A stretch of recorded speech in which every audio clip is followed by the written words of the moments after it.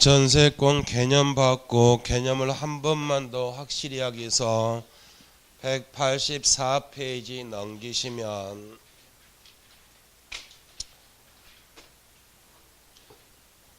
자, 갑의 집에 을이 전세권을 취득했습니다.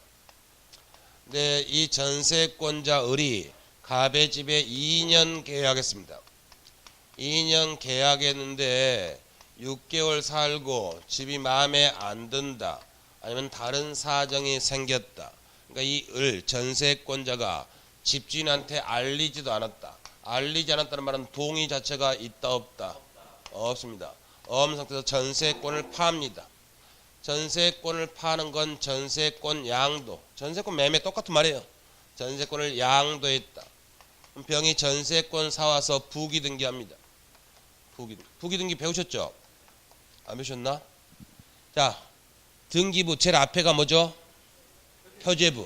그 다음에 소유권 파트가 갑구. 그 다음에 제한물권이 을구. 그러면 을구에 지금 갑의 집에 을이 전세권자라고 되어 있죠. 근데 병한테 팔면 전세권자가 바뀌었죠. 전세권자가 을에서 병으로 바뀌었다. 이렇게 뭐한다?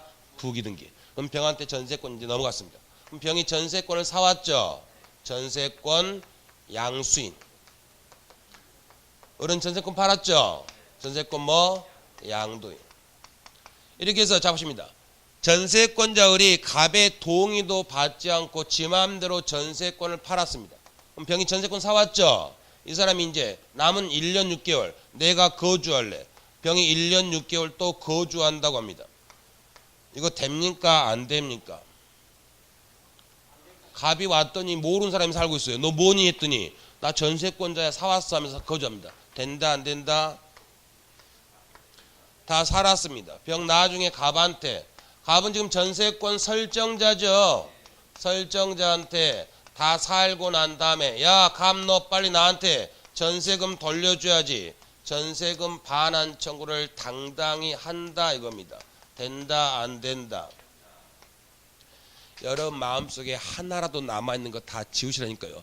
여러분 주위에 전세 사는 사람 거의 있다 없다? 없다. 여러분이 하는 전세는 전세다 아니다? 아니다. 그건 임대차라니까 여러분. 전세권은 집주인 동의 없이도 지 마음대로 팔 수 있다 없다? 있습니다. 그럼 병이 전세권자 됐죠? 그럼 남은 기간 1년 6개월 살 수 있다 없다? 있다. 다 살고 갑한테 전세금 받고 나갈 수 있다. 이게 전세권이에요. 근데 여러분 주위에 전세를 산다는 사람은 전세다 임대차다? 임대차. 그럼 우리 임차인이죠? 임차인 을이 임대인의 동의 없이 임차권 팔았다. 그럼 임차권을 팔 수는 있어요. 팔면 병이 이제 임차인 되는데 사왔으니까 임차인 되는데 갑이 가만 보고 있다가 니네 뭐하니? 시원해 나가 해보는 순간 다 쫓겨나는 겁니다. 그러니까 여러분 주위에서 못 파는 건 임차권을 못 파는 거지 전세권은 자기 마음대로 팔 수 있다 합니다. 그래서 거기 보시면 184페이지 306조 법조문 보시면 306조 전세권자는 전세권을 타인에게 양도 또는 담보로 제공할 수 있고 그 전속기간 내에서 그 목적물을 타인에게 전전세 또는 임대할 수 있다. 또 빌려줄 수 있다 없다? 있다. 거기 집주인 동의하더라 이런 말 없죠? 동의 없이도 다 가능합니다. 했다. 그러면 그 아래 307조 보시면 307조 전세권 양수인 칠판에 누구?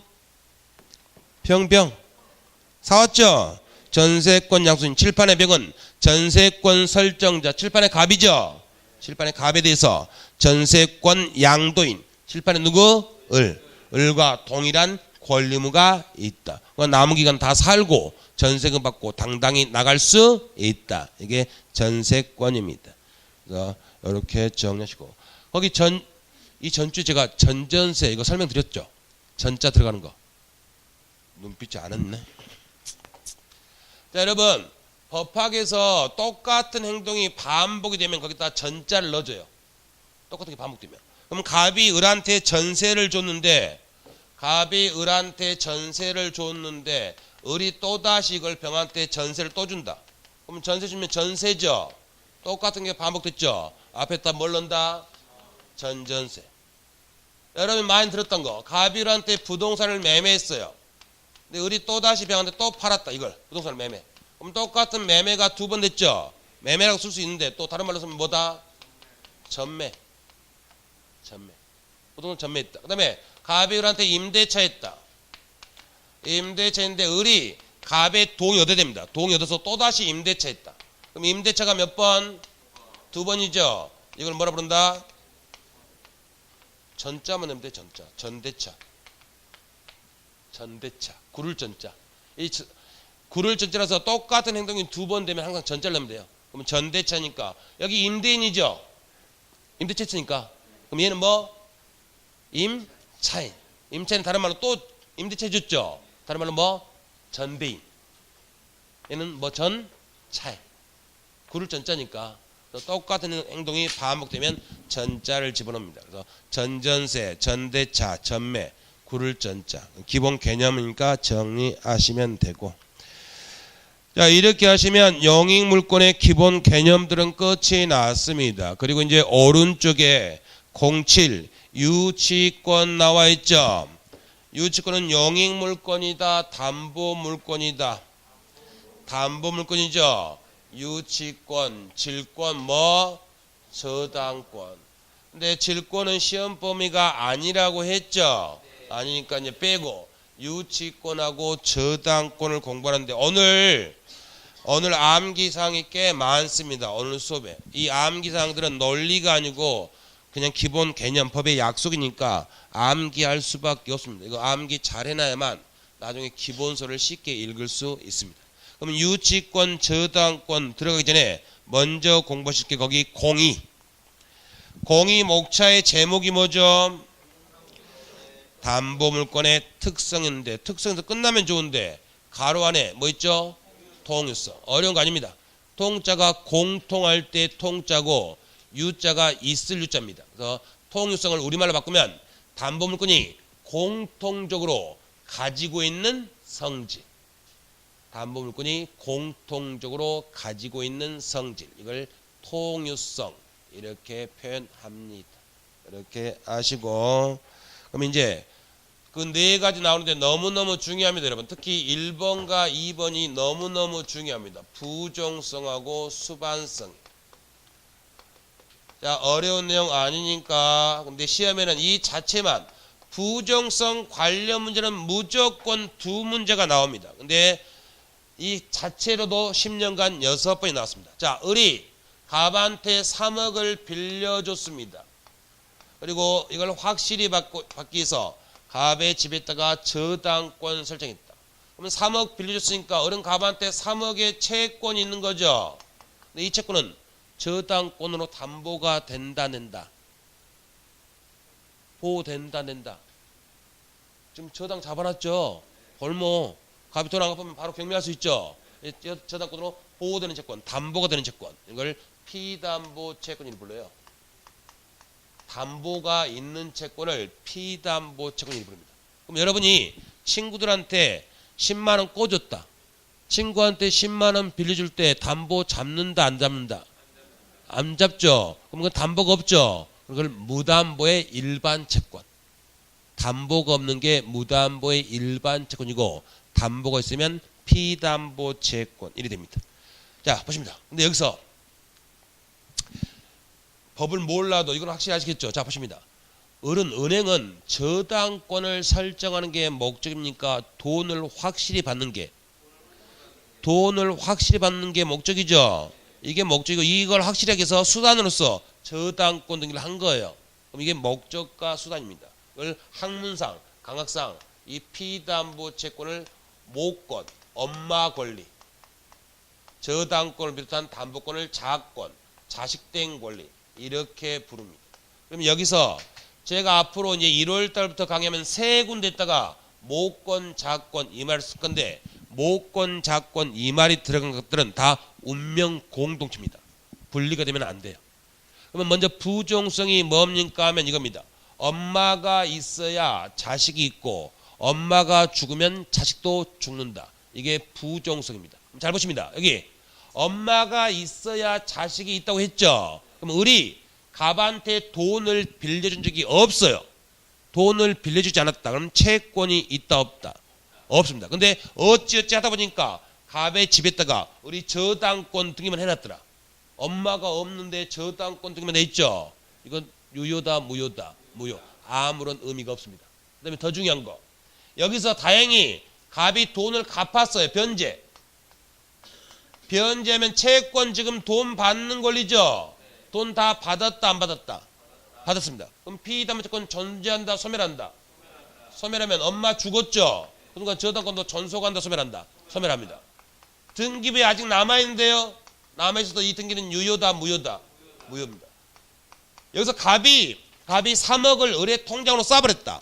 통장으로 쏴버리면 변제한 거죠. 그 순간 변제가 딱 되면 아직 등기소 안 갔다. 등기소 가서 말소 등기하지 않았다 하더라도 이미 저당권은 존재한다 소멸했다. 그래서 돈 갚은 순간 무효입니다. 포인트가 피담보채권이 소멸하면 저당권도 소멸하죠. 근데 포인트가 등기 말소 없이도, 등기 말소를 안 해도 소멸합니다. 이 자체만 10년간 6번이에요. 등기를 말소하지 않아도 저당권 무조건 소멸한다. 그래서 거기 2번에 양가로 1번 부정성 있죠. 자 보십니다. 부정성이란 담보권, 자권은 엄마 피담보채권의 존재를 전제에서만 존재할 수 있다는 성질을 말한다. 그러므로 엄마인 피담보채권이 발생하지 않으면 자권인 담보권도 발생하지 않고, 포인트, 피담보채권이 소멸하면 담보물권도 소멸한다죠. 거기 담보물권 앞에다가 이거 등기 말소 없이도, 피담보채권이 소멸하면 등기 말소 없이도 담보물권도 소멸한다. 이게 뭐다? 부정성. 그러면 수반성은 뭡니까? 수반성은 5글자로 바꾸시면 돼요. 엄마 가치가. 저 그림은 똑같습니다. 그림은 똑같은데 차이가 있는 게, 자, 을이갑한테 3억을 빌려주고 저당을 잡았다. 그러면 3억 피담보채권이죠. 1번 부정성은 돈을 갚았다 안 갚았다? 갚았습니다. 여기 지금 아직 안 갚았어요. 안 갚으면 을이 채권 남한테 팔 수 있습니까 없습니까? 여러분 은행도 악성 채권 추심해 될 때 팔죠. 채권도 돈 주고 사고 팔 수 있어요. 을이 갑한테 3억 받을 권리가 있는데 아직은 변적이 안 됐어요. 근데 급전 필요합니다. 우리 병한테 내가 갑한테 3억 받을 권리, 네가 2억 8천에 사가라. 팔았어요. 그럼 피담보채권 엄마가 이사 갔죠. 그럼 뭐 또 따라간다? 저당권. 엄마 가치가 부기등기서 따라가는 거. 이게 수반성입니다. 수반성. 그럼 여러분 따라가기 위해서는 부기등기를 해야 돼요. 부기등기를 못했어요. 그럼 엄마 따라갔다 못 따라갔다? 못 따라갔다. 못 따라간 저당권은 존재한다 소멸한다? 소멸합니다. 헤어지면 죽어버립니다. 그러면 아예 처음부터 을이 채권은 내가 가지고 있을게, 병리가 저당권만 따로 사가, 저당권만 따로 팔았다. 된다. 너무 모질죠. 헤어지면 죽는데 저당권 너만 나가, 이건 나가 죽으라 이 소리입니다. 그래서 저당권만 따로 파는 것도 안 됩니다. 다시요. 수반성 5글자 뭐? 엄마 가치가. 항상 운명공급체. 같이 움직여야지 헤어지면 죽어버립니다. 거기 양가로 2번 수반성이란 피담보채권. 자, 채권이 동일성을 유지하면서 상속, 양도, 묶으면 채권, 양도 이 말입니다. 양도. 기타 사유로 이전, 이사 가게 되면 담보권도 엄마 가치가 그에 따라 이전하는 성질. 이걸 뭐라고 부른다? 수반성. 그러면 이제 이건 법 조문에도 되어 있어요. 뒤로 넘기시면 195페이지. 195페이지 가시면 위쪽에 공의, 195페이지 위쪽에 공의, 저당권 소멸 있죠. 거기 369조. 법조문 제목 자체가 뭐죠? 369조. 부정성이죠. 여기 보시면 저당권으로 담보한 채권, 그걸 5글자로 바꾸면 칠판에 써져 있어요. 뭐라고? 피담보채권 이 말입니다. 저당권으로 담보한 채권, 이게 피담보채권. 지금 195페이지 369조 하고 있죠. 그래서 저당권으로 담보한 채권, 즉 피담보 채권이 시완성 기타 사유로 소멸했다. 엄마 죽었죠. 그러면 저당권도 존재한다, 소멸한다, 소멸합니다. 등기 말소 안 해도 무조건 소멸합니다. 그다음 그 위에 361조 있죠. 361조 제목 저당권의 뭐 처분 제한. 그래서 보시면 저당권은 그 담보한 채권 역시 피담보 채권이죠. 피담보 채권과 분리하여 타인에게 양도하거나 다른 채권의 담보로 하지 못한다. 저당권만 따로 파는 거 된다 안 된다? 안 된다 이 말입니다. 그 두 가지 정리해 두시고 다시 앞으로 돌아가시면 이제 185페이지 부정성, 수반성은 봤죠? 봤고 이제 불가분성, 양가로 3번. 이건 거의 잘 안 나오는데 여러분 국어 개념 불가분성 나눌 수 있다 없다? 없다 이거죠? 자 여러분 보시면 여기 그냥 안 쓰고 그냥 말로 그냥 간단히 설명드립니다. 여기서 어른 지금 3억을 받기 위해서 갑의 부동산에 집에다가 저당 잡아놨죠. 근데 변제기의 갑이 을한테 2억 9,999만 원 갚았습니다. 그럼 얼마를 안 갚았죠? 만 원 안 갚습니다. 그러면 이 을은 변제기의 만 원을 못 받았는데 이 만 원을 받기 위해서 갑의 집 5억짜리 전부를 경매로 날려버릴 수 있다 없다? 만 원 받았다 못 받았다? 만 원 받기 위해서 갑의 집 경매할 수 있다 없다? 있다. 불가분성 돈 다 받을 때까지 담보권은 끝까지 목적물 전부에 미칩니다. 10원 받기 위해서 갑의 집 경매로 날릴 수 있다 없다? 있다니까요. 법원이 거부를 못해요. 요것만 같으면 경매할 수밖에 없다. 이게 뭐다? 불가분성. 돈 다 받을 때까지 담보권은 끝까지 살아있습니다. 그 다음에 좀 어려운 개념이 물상대인. 예, 오늘 공부할 거 좀 헷갈립니다. 뒤쪽하고. 근데 어려우니까 지금부터 해야 됩니다. 반복하고 2월 달에 또 하고 4월 달에 또 하고 이렇게. 자, 여러분. 물건은 물건에 대한 권리죠. 물건이 사라지면 물건도 존재한다, 소멸한다. 소멸한다. 그러면 저당권도 물건이죠. 그러면 저당 물건이 사라져버리면 저당권 존속한다, 소멸한다. 소멸하면 이제 피담보 채권이다, 무담보의 일반 채권이다. 무담보의 일반 채권. 그래서 갑의 집 보십니다. 4번 물상대인데 갑의 집에 아니면 갑의 땅에 을이 저당을 잡아놨습니다. 그래서 갑의 집에다가 저당 잡아놨다. 그러면 갑의 집이니까 갑이 소유권 가지고 있죠.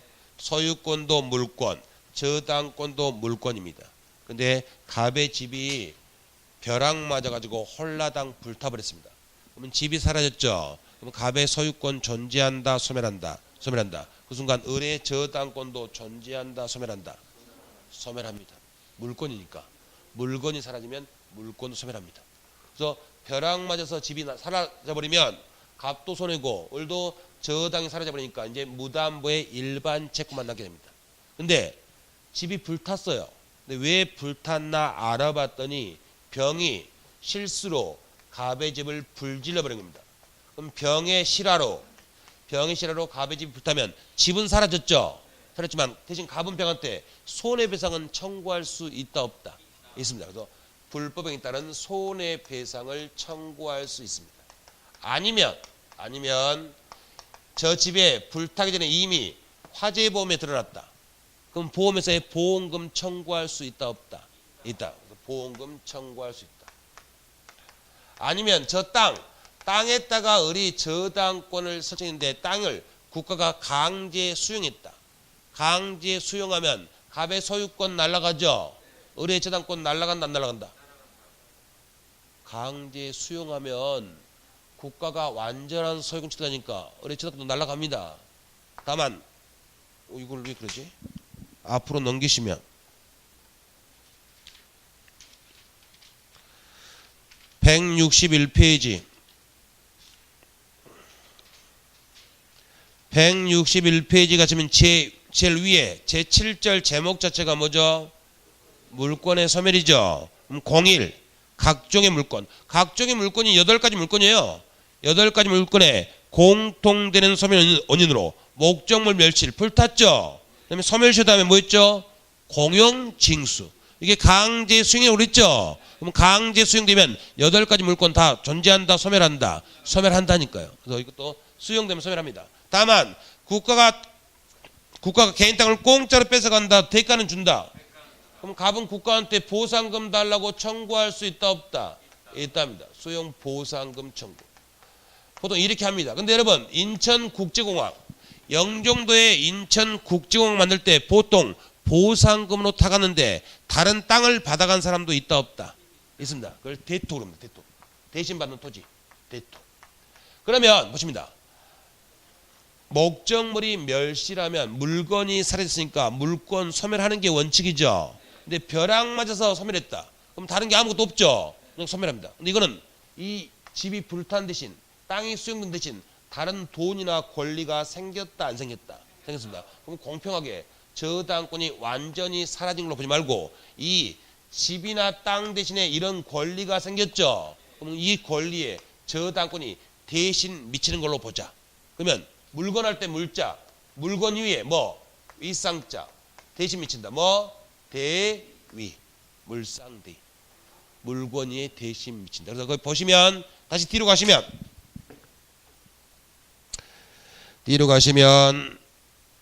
186페이지 양가로 4번 물상대이란 담보 물권의 효력은 담보 목적물이 멸실, 훼손, 공용징수 등으로 그 목적물에 관하는 금전, 기타 물건으로 변한 경우 담보 물건이 그 목적물에 관하는 금전, 기타 물건에 대해서도 미친다. 이게 물상대. 자, 다시요. 담보 물건의 공통된 특성 4가지 있죠. 부종성, 수반성, 불가분성, 물상대성. 그래서 담보 물건은 기본적으로 이 성질을 가져요. 물론 담보 물건 중에서 이걸 못 갖는 경우도 있는데 지금 원칙은 담보 물건은 이 4가지 성질을 공통적으로 갖는다. 부종성은 다시요. 너무 중요하니까 엄마가 있어야 자식도 있고 엄마가 죽으면 자식도 죽는다. 뭐 부종성. 수반성은 5글자 뭐 엄마 가치가 같이 지는 거. 그다음에 물상대는 어차피 여러분 1년 내내 이 그림 하나로 물상대를 설명드릴 겁니다. 이 그림만 정확히 하시고 나중에 시험에 정답으로 나오는 거 딱 하나만 암기하시면 시험이 다 맞출 수 있으니까 이게 물상대구나. 기본 개념 정리하십니다. 그렇게 하시고 그 아래 이거 정리했으니까 그 아래 제2절 유치권의 성립 요건 나와 있죠. 자, 유치권 들어가기 전에 자 여러분 유치권이라는 말을 봤다. 그 말을 봤더니 유치원이 생각이 난다. 유치장이. 유치원이다 장이다. 아무 생각 없다. 근데 그게 아니고 유치장이 생각나는 게 맞습니다. 유치장은 연말에 가장 바쁘죠. 술 먹고 쓰러진 인간들 잡아다 놓는 거죠. 유치란 말은 다른 말로 점유. 근데 우리가 이미 앞에서 점유권 봤다 안 봤다? 봤는데 이 담보물권도 점유권 해버리면 구별이 안 됩니다. 그러니까 구별하기 위해서 여기는 유치. 그래서 결국 한자로는 유치나 점유나 똑같은 말이에요. 점유가 가지고 있는 거죠. 유치가 가지고 있는 거 똑같은 말입니다. 유치. 근데 구별하기 위해서 여기는 유치권 썼습니다. 그러면 여러분 이게 딱 보면 똑같은 말은 우리가 아직 유치권이 뭔지 몰라도 유치권자는 반드시 목적물을 뭐하고 있어야 된다? 점유. 가지고 있지 못하면 유치권 소멸해버립니다. 아니 가지고 있어야 됩니다. 그럼 이제 사례로 제가 1년 내내 유치권 가지고 온 3가지 사례를 들 겁니다. 3가지 사례만 정확히 아셔도 유치권 문제는 한 80%는 그냥 다 맞출 수 있습니다. 자 보십니다. 갑하고 을, 갑이 고시생, 을이 세탁소 사장님. 근데 고시생이 친구가 결혼한다고 그래서 식장에 가서 옷을 드라이를 맡깁니다. 옷을 사장님한테 드라이 맡기고 드라이비는 을이 10,000원을 받기로 계약을 한 겁니다. 그럼 을이 갑한테 10,000원 받을 뭐가 있는 거죠? 채권 있죠? 10,000원. 그러면 여러분 갑하고 을 두 사람만 있다면 이 두 사람만 있다면 을한테 따로 물권을 인정하지 않더라도 갑이 갑과는 계약한 사람이죠. 근데 갑이 돈 안 주면서, 10,000원 안 주면서 을한테 저기요 내 옷이니까 돌려주세요 하면 을은 야 네가 10,000원 줘야 내가 옷 돌려주지 하면서 거절할 수 있다 없다? 있다. 그래서 두 사람만 있으면 아무런 문제가 안 돼요. 안 되는데 문제는 이 사람한테 이 10,000원의 채권만 인정하면 을은 10,000원 채권을 누구한테만 주장할 수 있죠? 갑한테만. 다른 사람한테는 주장한다 못한다? 못합니다. 그러면 이 옷이 갑의 게 아니라 친구 병의 옷이었어요. 병의 옷. 병의 옷인데 갑이 입고 이제 돌려주기 위해서 드라이를 맡긴 겁니다. 근데 이 상태 지금 을한테 10,000원의 채권만 인정한다면 병이 와가지고 사장님 이 옷은 제 옷이고 저는 당신과 계약을 맺은 바가 없으니까 제 옷 돌려주세요 하면 을한테 채권만 인정한다면 을은 버틸 방법이 있다 없다? 어쩌 돼요? 그럼 세탁소 사장님은 영업이 된다는다? 안 됩니다. 영업하려면 누가 옷 맡기로 오면 이 사람 옷인지 맞는지 다 확인해야 돼요. 불가능하죠. 이런 경우에 을의 10,000원의 채권은 뭐 때문에 발생했죠? 옷에다 드라이에서 발생했죠. 이 옷 때문에 발생한 겁니다. 따라서 을은 세상 누가 오더라도 나한테 이 옷 때문에 내가 10,000원의 채권이 발생했으니까 세상 누가 오더라도 나한테 10,000원 안 주면 이 옷 못 돌려 배째 버틸 수 있다 없다? 있다. 이게 무슨 권? 유치권입니다. 그러면 병하고 갑하고 병이 옷인데 병하고 을하고 계약을 맺었습니까? 맺지 않았습니까? 맺지 않았는데 을한테 유치권이 인정됐죠. 그래서 이거는 유치권은 계약으로 인정된 담보물권이다. 법에 의해서. 법에 의해서. 그래서 항상 거기 제2절 유치권의 성립권에서 유치권 나왔죠. 유치권의 동그라미 치고 이건 법정 담보물권. 법정 법률 규정에 의한 담보물권 해서 줄여가지고 항상 법정 담보물권. 그래서 앞으로 유치권 나오면 법정 담보물권, 법정 담보물권 나오면 뭘로 바꾸신다? 유치권. 이렇게 바꿔서 읽으실 줄 알아야 됩니다. 그럼 이 옷은 동산이죠. 부동산에도 유치권 성립한다 안 한다? 합니다. 가장 대표적인 게 이거. 갑하고 을하고 도급계약합니다. 도급계약 많이 들어보셨죠? 물론 여러분 그 앞에다가 하도급 이 말 더 많이 들어봤죠? 도급하고 또 도급하는 게 하도급입니다. 그래서 갑이 을한테 건물 하나 지어줘. 도급계약을 했습니다. 그래서 을이 수급인입니다. 그래서 을이 열심히 건물 공사했어요.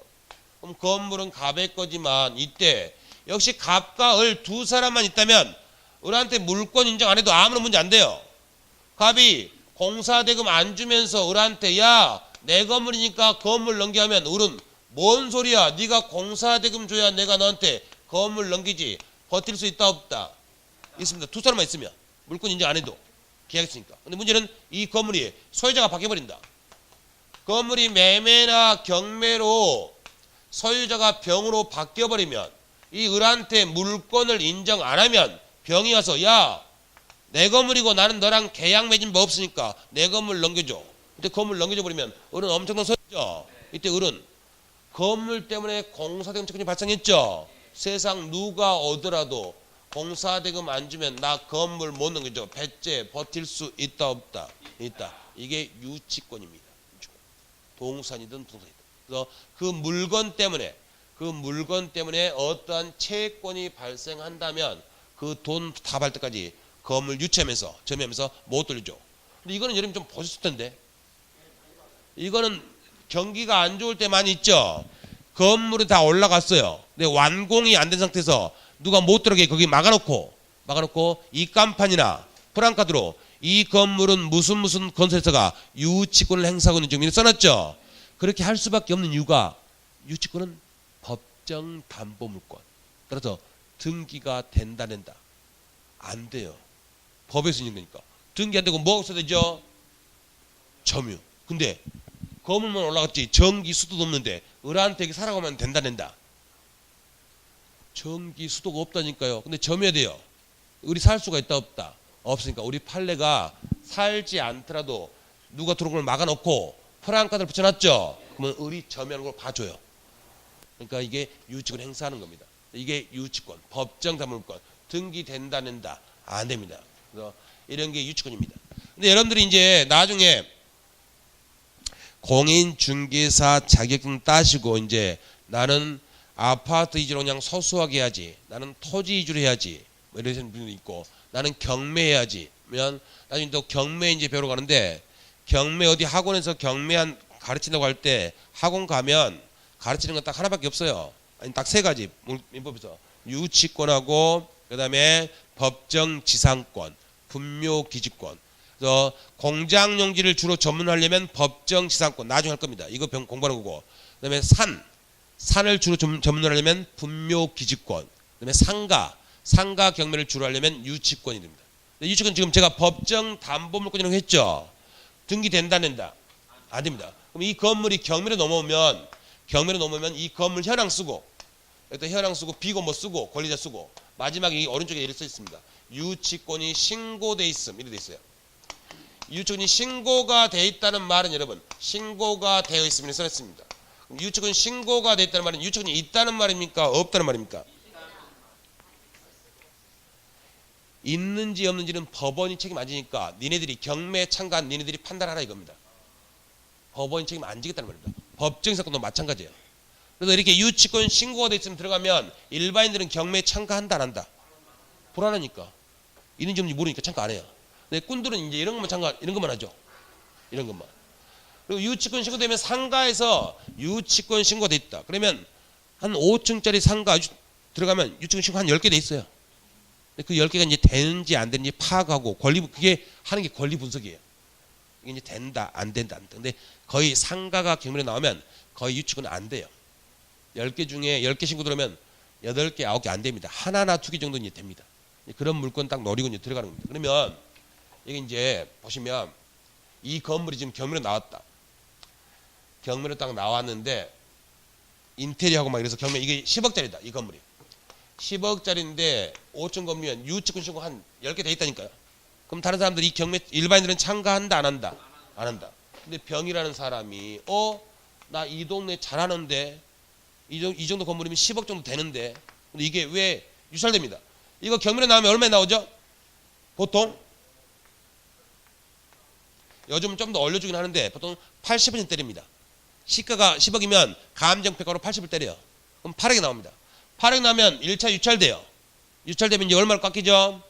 이거 법원마다 다릅니다. 또 막 무식한 사람들이 다 똑같다고 하는데 법원마다 액수가 달라요. 근데 보통 대다수 법원이 20% 깎아요. 그러면 8억 나왔죠? 그러면 1차 유찰되면 얼마? 6억 4천. 또 유찰됐다. 그럼 8, 6, 48, 8, 4, 32, 5억 1200, 5억 1000 이렇게 나옵니다. 그 다음에 이제 5억으로 깎으면 8, 5, 40, 4. 그 다음에 8, 32, 3억 2천. 이렇게 되는 거예요. 유찰될 때마다. 그럼 이렇게 유찰 한 번 됐죠? 두 번, 세 번, 네 번 됐죠? 이때쯤 이제 전문가들은 이때쯤 들어가는 거예요. 어차피 누구도 안 들어올 거 알아요. 안 들어올 거 아니까 이제 3억 2천에 경락 받죠. 3억 2천에 경락을 받는데 문제는 그 전에 뭐가 신고돼 있다? 유치권. 10개가 신고돼 있죠? 10개 신고돼 있으면 다 확인해 보면 한 8개나 9개는 이게 인증이 안 돼요. 그럼 그 사람들한테 가가지고 저기요. 당신들 유치권 인정도 안 되는데 끝까지 우기면 경매 입찰 방해죄로 고발해버린다 이렇게 합니다. 이제 협박은 아니고 그냥 알려주는 거죠. 나가라고 강요하는 겁니다. 그다음에 이제 그렇게 얼르고 아니 협박하고 그다음에 나중에 또 달래죠. 어차피 안 되는 것까지 주장하지 말고 이사 가라. 내가 한 50만 원씩 이사 비용 챙겨주겠다. 그래서 그렇게 하기로 하고 각서를 쓰고 각서를 반드시 공증 받아내야 됩니다. 지금 내가 뭐 하다가 이 강의를 하고 있냐. 공증을 받아놔야 나중에 바로 집행하니까 그렇게 하시고 그다음에 유치권이 인정되는 사람들 있죠. 한두 명. 그 사람들 가서 당신들 인정되는데 돈 얼마 받을 거냐 합니다. 그 사람들이 다 받겠다. 아니 다 받을 수는 없다. 다 받으면 누가 우리도 입찰에 참가 안 한다. 그럼 끝까지 너 돈 못 받고 장사도 안 해도 이 상가에 남아있어야 된다. 그러니까 적당히 포기해라. 뭐 1000만 원 받겠다. 500만 해라. 막 왔다 갔다 합니다. 술 마시면서. 나중에 보면 술값이 더 많이 드는데 그래서 한 750 이렇게 합의해요. 1000 이렇게 합의하고 더 큰 거 1000 이렇게 합의하고 그래서 합의해서 그 사람 내보냅니다. 이렇게 하기로 하고 그 역시 각서를 받고 공증을 맡깁니다. 그렇게 해서 이제 3억 2천에 경락을 받죠. 경락 받으면 이 유치권 이사 비용 좀 준 거랑 진짜 유치권 있는 사람들 챙긴 거 있죠. 그다음에 왔다 갔다 교통비에서 한 1억 깨진다 치면 한 8천 깨졌다 칩니다. 그냥 계산 편하게 8천 깨지면 이제 이 건물 경락 받았죠. 10억짜리 얼마에 4억에 경락 받고 다시 1억 정도 들여가지고 마무리 공사 인테리어 다 끝내는 거예요. 끝내고 난 다음에 바로 이걸 파는 겁니다. 그러면 일단 돈이 있어야 될 거 아닙니까? 돈 거의 필요 없죠. 왜? 이거 경락 받으면 은행에서 다 대출해줘요. 그러면 자기 돈 없이 이렇게 해가지고 경락 쭉 받고 이거 다시 팔고 은행 또 갚고 이러면 이제 끝인 거예요. 근데 이제 요즘 이것 때문에 이제 일반인들이 아파트 경매 참가하죠. 근데 아파트 경매는 너무나 많은 사람이 참가하니까 먹을 돈이 없어요. 금매나 가격이 똑같아요. 근데 상가는 유치권 신고 때문에 일반인들이 무서워서 잘 참가를 못합니다. 그래서 지금 이건 10억짜리 해놨죠. 제가 이게 20억짜리, 30억짜리, 50억짜리면요. 그러면 단위가 엄청 커지죠. 그래서 그런 물건 딱 나오면 이제 돈 많은 쩐주들이 하죠. 쩐주들이 와가지고 이 건물 얼마에 경락 받아줘. 그러니까 돈 줍니다. 이 액수 안에 네가 경락만 받아주면 나머지는 네가 얼마 먹어도 상관없다. 이제 그런 물건 오면 그런 거 해가지고 50억짜리 건물 나왔다. 50억짜리 건물 나오면 막 깎으라고 그러는데 보통 한 그래도 40억은 줍니다. 40억에 건물만 넘겨주면 그러니까 40억 줄 테니 40억에 이 건물을 받아달라고 합니다. 얼마든지 네가 다 남은 돈 다 먹어도 된다는 겁니다. 남은 돈. 그러면 이런 거 이제 유찰되면 액수가 크니까 경락 받을 때 권리 분석이 좀 어려운 게 일반인 다 참가 안 하거든요. 그럼 다 해가지고 한 25억 내지 30억 경락 받고 남은 돈 이제 10억 정도 중간에 경비 깨지니까 남은 10억 정도는 이제 세 사람이 찾아가서 사진 찍고 막 하는 사람, 권리 분석하는 사람, 그다음에 서류 하는 사람, 세 사람이 짜가지고 3일주 짜가지고 이런 거 이제 경락 받고 넘겨주는 겁니다. 그다음에 특히 공장용지 많이 해요. 공장용지, 법정지상권. 유치권은 분석이 그나마 좀 편한데 법정지상권은 분석이 굉장히 어렵거든요. 그런 것만 딱 해가지고 경락 받고 넘겨주고 중간 돈 먹고 이제 이거 하는 걸 제가 왜 이렇게 말씀을 많이 했냐? 여러분도 변호사가 가진 권리를 유일하게 뺏어온 게 공인중개사예요. 원래 경매 대리는 변호사하고 법무사만 하거든요. 여기 한 7년 됐나 이거를 공인중개사도 경매 교육을 받으면 난 여러분 학교 가지고 실무교육 받으면 공인중개 중개업무 하죠. 플러스 경매 교육 몇 시간 받으면 이걸 할 수가 있습니다. 경매 대리. 물론 다는 못하고 대신 경매 입찰해 준 거 이것만 할 수는 있습니다. 이건 이제 하는 건데 이것도 이제 공인중개사 하면 좀 문제되는 게 중개할 때 그 수수료 있죠. 그대로 적용받아요. 그래서 못 받아요. 그러니까 중개사업으로 하지 않고 이건 이제 변호사를 낍니다. 변호사는 액수 제한이 있다 없다. 그러니까 변호사는 10억을 먹어도 적법이에요. 공인중개사가 먹으면 영업 취소고 그러니까 변호사 하나 끼워가지고 같이 영업을 하는 겁니다. 제가 이렇게 자세히 말씀드렸던 이유는 그래서 여러분 이걸 할 리도 뭘 있어야 된다. 자격증. 일단 합격은 해야 저런 거를 하고 못하고 이런 걸 하는 겁니다. 제가 이걸 좀 했었거든요. 제가 후배랑과 좀 하다가 돈도 좀 많이 벌긴 벌었었는데 이게 이제 상가 같은 거 나오면 은행 지점장들 만나가지고 이제 은행에서 얼마 포기할 거냐 막 술 마시고 막 하고 막 계속 해야 되거든요.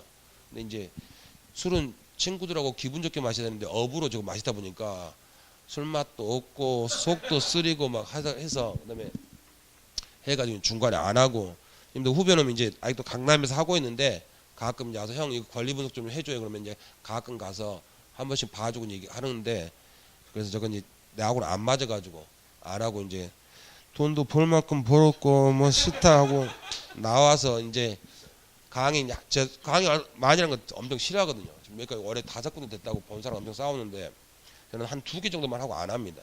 안 하는데 이제 올해 5군데 하는데 이게 이제 돈을 많이 벌었다고 해서 사람들이 뭐 기대하는데 남은 돈 하나도 없습니다. 돈을 많이 벌었는데 통장에 그냥 갖고 있어야 되는데 후배가 뭐 좀 한다고 그래서 줬더니 어느 날 국내에서 안 보여요.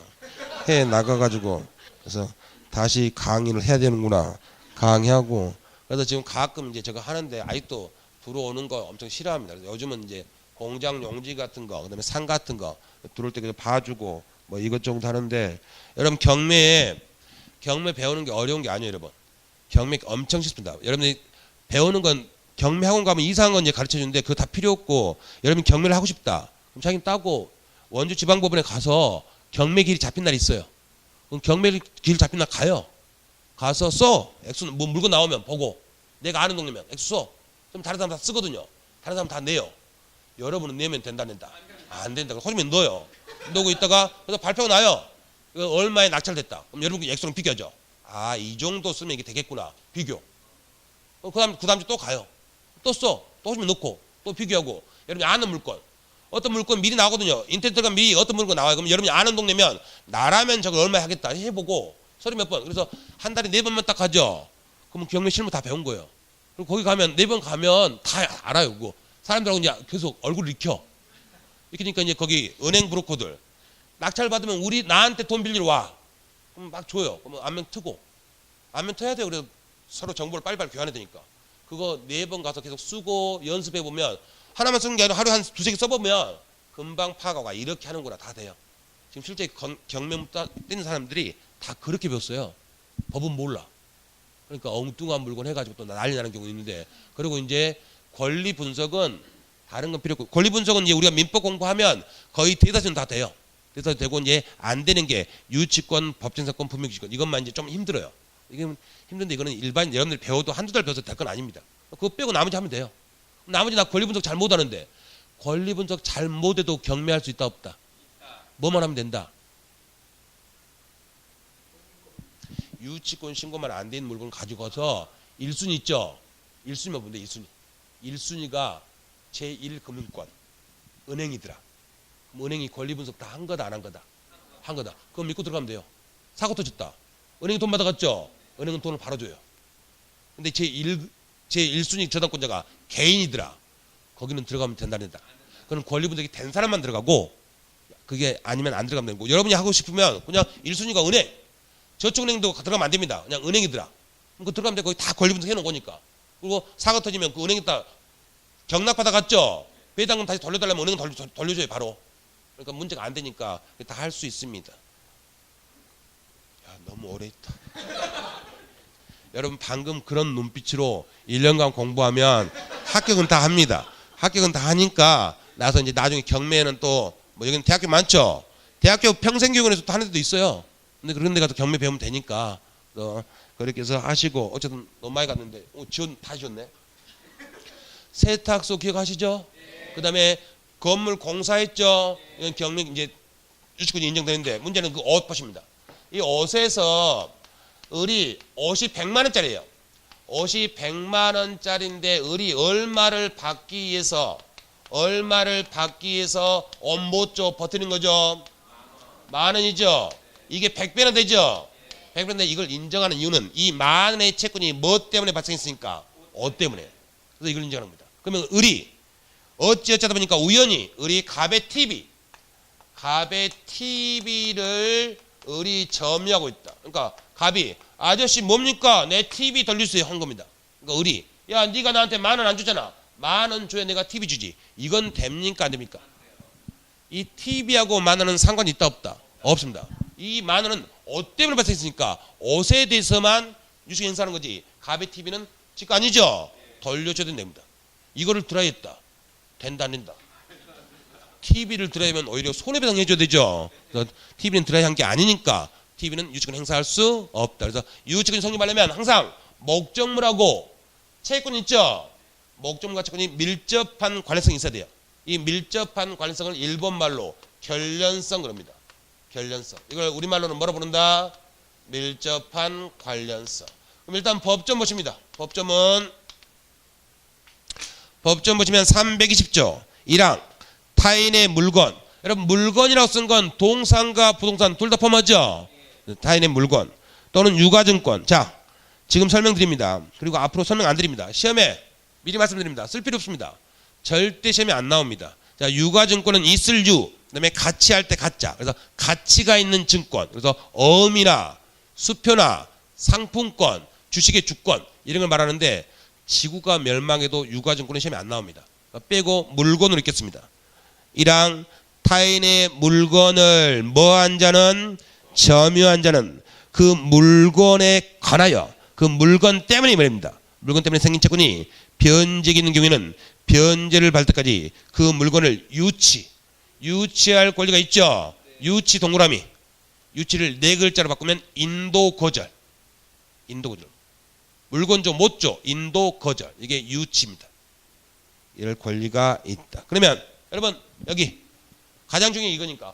때문에 채권이 발생했죠? 이게 밀접한 관련성. 시험에서 역대 유치권에서 가장 많이 나온 게 이 밀접한 관련성이 있는 거 4가지, 없는 거 7가지. 지금은 아니고 2월 달에 할 건데 이건 무조건 시험에 나오니까 암기했습니다. 근데 지금은 그 말고 말만 결련성, 결련관계 이걸 우리말로 바꾸면 뭐다? 밀접한 관련성. 오른쪽에 양가로 2번에 동그라미 1번 있죠?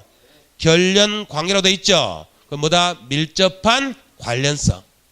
밀접한 관련성.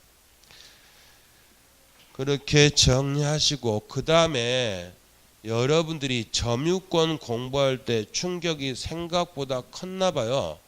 도둑놈한테 점유권을 인정한다니까. 근데 도둑놈한테는 말 그대로 뭐만 인정한다? 점유권. 다른 권리는 인정한다 안 한다? 안 합니다. 그러면 을이 갑의 컴퓨터가 엄청 좋다는 소문을 듣고 게임하기 위해서 갑의 컴퓨터를 훔쳤습니다.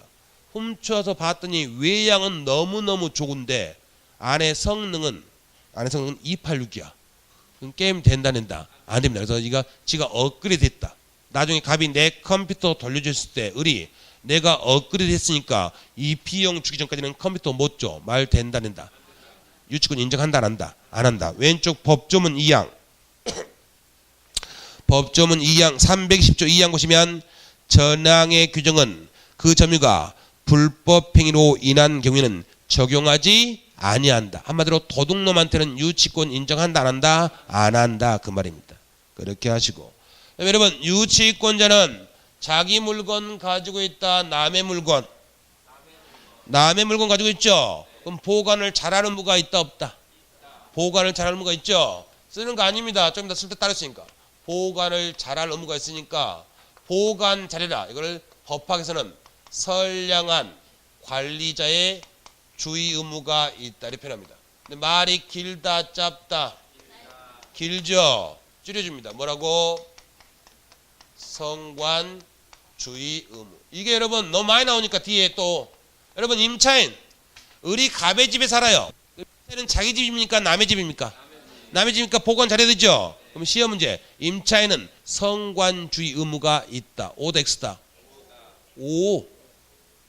남의 집이니까 보관 잘해야 되죠. 그래서 임차인은 성관주의 의무가 있다. 그래서 항상 남의 물건을 가진 사람은 보관을 잘할 의무가 있다 없다? 있다. 다음 페이지 넘기시면 188페이지 거기 324조 법조문 있죠. 거기 1항 유치권자는 선량한 관리자의 주의로 유치물을 점유해야 된다 돼 있죠. 거기다가 줄여가지고 뭐라고? 성관주의 의무. 성관주의 의무. 그 다음에 여러분 유치는 다른 말로 점유라고 했죠. 그러면 점유를 상실하면 유치권 존속한다 소멸한다? 소멸하고 무담보의 일반 채권만 남습니다. 무조건 점유를 상실하면 유치권도 소멸한다. 여러분 여기 보십니다. 갑이라는 고시생이 사장님 제가 지금 돈이 없어요. 내 친구 결혼식 가서 돈 빌려서 다음 주 월요일 날 드라이브 10,000원을 드릴 테니까 먼저 옷 좀 주세요. 고시생이 이렇게 요청했는데 사장님이 봤더니 걔가 고시에 합격할 것 같아. 보험용으로 옷을 먼저 줬어요. 줘버린 순간 사장님의 유치권은 존속한다 소멸한다? 소멸하고 10,000원의 무담보 채권만 남게 된다. 그래서 오른쪽 328조 법조문 있죠. 오른쪽 유치권은 점유의 상실로 인하여 소멸한다죠. 점유를 상실하면 유치권은 무조건 소멸한다. 그렇게 해서 유치권 세탁소하고 도급계약 그 개념 정도만 정리하시면 지금 충분합니다. 좀 쉬었다가 마무리 짓도록 하겠습니다.